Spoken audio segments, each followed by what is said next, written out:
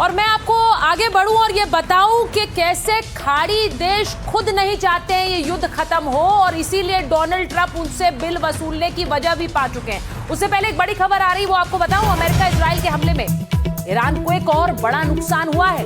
ईरानी सैन्य प्रमुख के सलाहकार मारे गए। मेजर जनरल जमशीद एशाकी की मौत हुई है। ईरान की सरकारी मीडिया ने इसकी पुष्टि भी कर दी है। ये बड़ी खबर आपको बता रही हूं, यानी कि एक और टारगेट अचीव अमेरिका और इजराइल के लिए है। ये बड़ी खबर है, ईरानी सैन्य प्रमुख के सलाहकार को मार गिराया गया है। तो ये हमले लगातार जारी। एक तरफ अमेरिका की टेंशन बढ़ी हुई है तो दूसरी तरफ खाड़ी देश में टेंशन है, जिसकी वजह है ट्रंप का अपने करीबियों को एक संकेत। वॉल स्ट्रीट जर्नल की रिपोर्ट से बड़ा खुलासा हुआ है। राष्ट्रपति ट्रंप ने अपने करीबियों को संकेत दिए। ईरान के साथ युद्ध खत्म करने को तैयार है वो, भले ही हॉर्मूज पूरी तरह से खुला ना हो। ट्रंप का मानना है कि हॉर्मूज खुलने में समय लगेगा। ट्रंप युद्ध की टाइमलाइन को और खींचना नहीं चाहते क्योंकि आप जानते कितना नुकसान हो रहा है। ट्रंप का मानना है कि फोकस टारगेट पर रहे। टारगेट क्या है? ईरानी की सैन्य शक्ति को खत्म किया जाए, ईरान के मिसाइल भंडार को नष्ट किया जाए। इन टारगेट्स को हासिल करने के बाद ट्रंप धीरे धीरे सैन्य कार्रवाई को कम करना चाहते हैं। ये सब रिपोर्ट्स हैं और रिपोर्ट्स के मुताबिक डोनाल्ड ट्रंप क्या फैसला लेंगे ये अंत में किसी को नहीं पता होता। अब ये कहा जा रहा है कि ट्रंप चाहते हैं कि अमेरिका लंबे युद्ध में ना फंसे क्योंकि इसका नुकसान उन्हें भी होगा। युद्ध की जिम्मेदारी क्षेत्रीय सहयोगियों पर डाली जाए। संकेत है कि ट्रंप बीच में ही पीछे हट सकते हैं। और आप सोचिए, अगर ट्रंप कल को यह कह दे मैं इस युद्ध से हट रहा हूं तो फिर नुकसान किसका होगा? खाड़ी देशों का होगा, क्योंकि खाड़ी देश ईरान के निशाने पर होंगे। ईरान सीधे सीधे वहीं पर हमले कर रहा है और उसके बाद किस मुंह से जाकर वो संधि या फिर बातचीत करेंगे। और यही वजह है कि खाड़ी देश चाहते हैं कि ये युद्ध जारी रहे जब तक ईरान की सरकार अपने घुटनों पर ना आ जाए। जंग के बीच प्रमुख खाड़ी देशों की ट्रंप से मांग है कि सऊदी, यूएई, कुवैत, बहरीन ने सीक्रेट मैसेज भी भेजा, जब तक ईरान में रिजीम चेंज ना हो युद्ध नहीं रोकिए। जंग को केवल समझौतों तक सीमित मत रखिए, क्योंकि एक समझौता हो रहा है, डील की बात हो रही है। जेरूसलम पोस्ट ने भी एक रिपोर्ट की और उनके मुताबिक खाड़ी देश चाहते हैं कि ईरान में सत्ता परिवर्तन होना चाहिए। अब शांति तभी संभव है जब तेहरान में नई सरकार आए। केवल परमाणु ठिकानों को नष्ट करना काफी नहीं होगा। ईरानी सरकार बची रही तो फिर से बड़ा खतरा बन जाएगी। अब प्रॉक्सीज के जरिए भी खाड़ी देशों को निशाना बनाया जाएगा। तो खाड़ी देश खुद डोनाल्ड ट्रंप से कह रहे हैं कि युद्ध हमें चाहिए और डोनाल्ड ट्रंप कह रहे हैं युद्ध चाहिए तो भरपाई तो करनी होगी, पैसा देना होगा। लेकिन इस सब के पीछे जो पैसे का खेल है, आज आपको बताने जा रही हूं कि क्या युद्ध का सबसे बड़ा विलेन मिल गया है। युद्ध का सबसे बड़ा विलेन, जो तस्वीर आप इस वक्त देख रहे हैं, इसे फुल फ्रेम दिखाइए जरा। युद्ध का सबसे बड़ा विलेन मिल गया है क्या? जो तस्वीर आप देख रहे हैं ये पीट हेगसेथ की तस्वीर।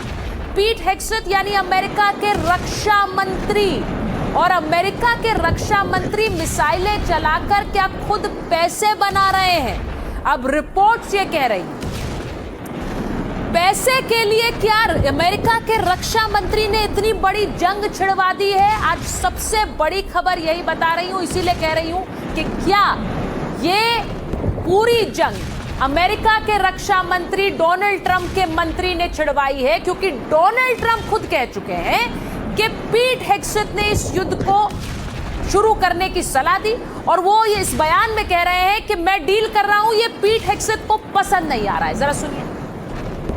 You know, the only two people that were quite disappointed, I don't want to say this, but केवल दो लोग जो काफी निराश थे। said, "Pete, मैं ये कहना नहीं General चाहता, Rosen लेकिन Kane, मुझे I think कहना पड़ेगा। मैंने things are कहा gonna be settled पीट very और soon. General Daniel There you केन, go. मुझे लगता है Well, कि ये that's चीजें too bad. बहुत जल्द सुलझ जाएंगी। और वो didn't बोले, want it to be oh settled. ये तो बहुत बुरा It's, हुआ। पीट नहीं चाहता था कि ये You मामला guys are doing सुलझ a जाए। great job. That's a good attitude though, Tom, right? क्या कह रहे हैं डोनाल्ड ट्रंप? डोनाल्ड ट्रंप ने पहले बताया था युद्ध शुरू करने की सलाह पीट हेगसेथ ने दी। अब वो ये बता रहे हैं कि मैं डील कर रहा हूं, ये पीट हेगसेथ को पसंद नहीं आ रहा है, यानी उनके रक्षा मंत्री को पसंद नहीं आ रहा है। युद्ध के बीच अमेरिकी रक्षा मंत्री हेगसेथ से जुड़ा एक बहुत बड़ा खुलासा हुआ है। फाइनेंशियल टाइम्स की रिपोर्ट के मुताबिक युद्ध से पहले हेगसेथ ने डिफेंस फंड्स में निवेश किया, यानी जो हथियार बनाने वाली कंपनियां हैं उनमें एक तरह से निवेश किया। अब ये डिफेंस कंपनियां क्या करती हैं? युद्ध के दौरान ही हथियार बनाती हैं। ये हथियार बनाती हैं जो अलग अलग देश खरीदते हैं और फिर इन हथियारों का इस्तेमाल युद्ध में होता है। ईरान युद्ध के बाद से अमेरिका में हथियारों की डिमांड बढ़ गई, क्योंकि इतना नुकसान अमेरिका को खुद हो रहा है। एक एक मिसाइल, एक एक थर्ड जो उनका वो इस युद्ध में खो रहे हैं, करोड़ों उसमें जाया हो रहे हैं। ऐसे में जब हथियारों की डिमांड बढ़ेगी तो हथियार कंपनियों को ही उसका फायदा होगा, क्योंकि हथियार कंपनियों को और ऑर्डर मिल रहे हैं। अब क्या इस मुनाफे का सीधा फायदा अमेरिका के रक्षा मंत्री को हो रहा है? इसीलिए उन्होंने सीधे सीधे इस जंग में बने रहने का मन बनाया। आज भी उनका बयान आया है कि अमेरिका पीछे नहीं हटता है। आखिर इस डील के पीछे की सच्चाई क्या है? क्योंकि अमेरिका में इसकी चर्चा हो रही है कि मुनाफे के लिए क्या अमेरिका ने इस युद्ध को छेड़ दिया, कमाई के लिए इतना बड़ा युद्ध दुनिया पर थोप दिया।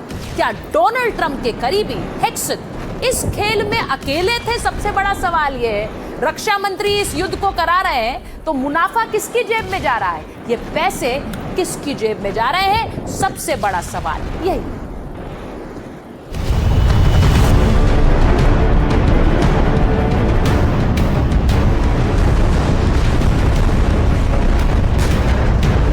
ट्रंप ने उठा लिया परमाणु।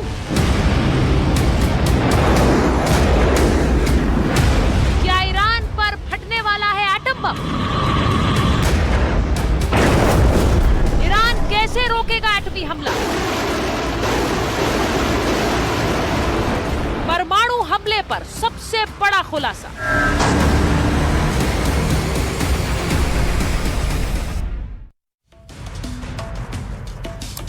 अब मैं आपको बता रही हूं आज माइक ऑन है इस बड़ी खबर पर भी। क्या डोनाल्ड ट्रंप ने एटम बम उठा लिया है?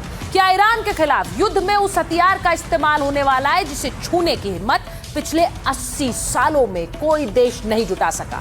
क्या अपनी हॉर्मुज वाली जिद पूरी करने के लिए, ईरान को सबक सिखाने के लिए अमेरिकी राष्ट्रपति डोनाल्ड ट्रंप एटम बम का बटन दबाने वाले हैं? सवाल यह है कि यह खतरा आखिर क्यों खड़ा हो गया है।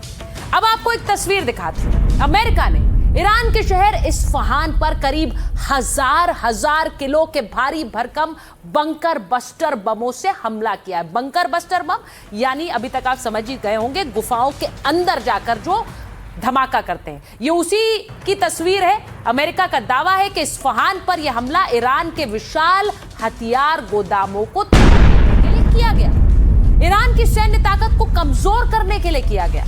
अमेरिका ने ईरान के हथियार गोदामों पर यह पहला हमला नहीं किया है। ईरान के खिलाफ अमेरिका बंकर बस्टर बम्स पहले भी चला चुका है, लेकिन सबसे खास बात यह है कि इस बार इस हमले का वीडियो खुद अमेरिकी राष्ट्रपति डोनाल्ड ट्रंप ने सोशल मीडिया पर शेयर किया। ट्रंप ने अपने सोशल मीडिया पोस्ट में कुछ नहीं लिखा, मैसेज वाला हिस्सा उन्होंने ब्लैंक छोड़ा, सिर्फ ये तस्वीर जारी की, इस्फहान से उठती आग और धुएं के गुबार का वीडियो साझा किया। सवाल यह है कि इस ट्रंप के पोस्ट से कोई संदेश देने की कोशिश कर रहे हैं क्या? क्योंकि यह हमला ईरान के उसी इस्फहान प्रांत में किया गया जिसमें ईरान के दो परमाणु ठिकाने हैं, एक नतांज में है, दूसरा इस्फहान में। इस्फहान को ईरान की एटमी एम्बिशन का यानी उनकी महत्वाकांक्षा एटम बम बनाने को लेकर उससे जोड़कर देखा जाता है। तो क्या ये तस्वीर डोनाल्ड ट्रंप ने साझा कर एक संदेश देने की कोशिश की है? इस्फहान की तबाही का वीडियो शेयर कर ट्रंप कहीं ये तो नहीं बताना चाहते कि ईरान अब रेड लाइन पार कर चुका है और युद्ध परमाणु हमले की ओर बढ़ सकता है? अमेरिका बेशक इस पर खुलकर कुछ नहीं कह रहा, लेकिन ईरान पर परमाणु हमले की आशंका जताते हुए संयुक्त राष्ट्र के राजनयिक मोहम्मद साफा ने अपने पद से इस्तीफा दे दिया है। अब सोचिए, संयुक्त राष्ट्र के राजनयिक इस्तीफा दे रहे हैं और क्या कहकर इस्तीफा दे रहे हैं, जरा ये सुन लीजिए क्योंकि ये बहुत इंपॉर्टेंट है।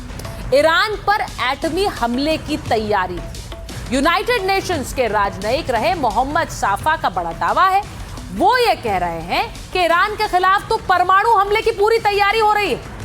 यूनाइटेड नेशंस यानी संयुक्त राष्ट्र के राजनयिकों और अफसरों ने एक झूठ फैलाया, फेक न्यूज फैलाई, और वो क्या थी कि ईरान से परमाणु हमले के खतरे की घंटी बज रही है। यही कहकर तो डोनाल्ड ट्रंप ने इस युद्ध की शुरुआत की थी।